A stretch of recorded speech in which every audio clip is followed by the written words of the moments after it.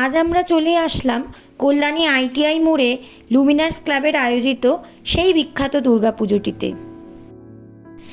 এবার পুজোর ৩২তম বর্ষে দর্শনার্থীদের জন্য সেরা চমক থাইল্যান্ডের ব্যাংককের বিখ্যাত অরুণ ওয়াট মন্দির।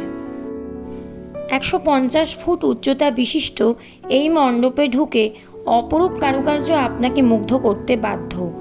মূল মন্দিরের একটি মূল চূড়া সহ মোট ৫টি চূড়া থাকলেও কল্যাণী আইটিআই মোড়ের মণ্ডপে সেজে উঠেছে ৩টে সুউচ্চ চূড়ায়।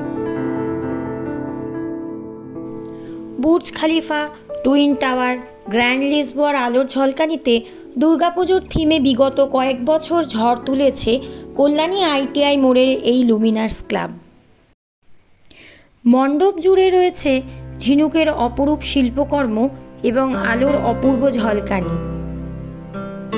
চলুন দেখে নেওয়া যাক মণ্ডপের ভিতরের অপূর্ব শিল্পকর্ম।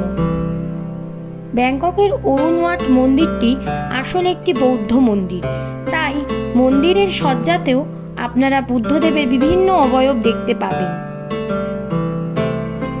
কলকাতার সঙ্গে থিমে রীতিমতো টেক্কা দিচ্ছে কল্যাণীর আইটিআই মোড়ের এই পুজো, যেখানে মুহূর্তে আপনি পৌঁছে যাবেন থাইল্যান্ডে। দুর্গাপুজো উপলক্ষে থিমের চমক দেখতে পার্শ্ববর্তী জেলা তো বটেই, আশপাশের রাজ্য থেকেও প্রচুর লোক আসতে শুরু করেছে এই মণ্ডপে। ২রা অক্টোবর থেকে সাধারণ দর্শনার্থীদের জন্য এই মণ্ডপ খুলে দেওয়া হয়েছে। শুধু মণ্ডপের সাজসজ্জাই না, দুর্গা প্রতিমার সৌন্দর্যও আপনাকে মুগ্ধ করবে। বিপুল সোনার গয়নায় সাজানো হয়েছে প্রতিমাকে।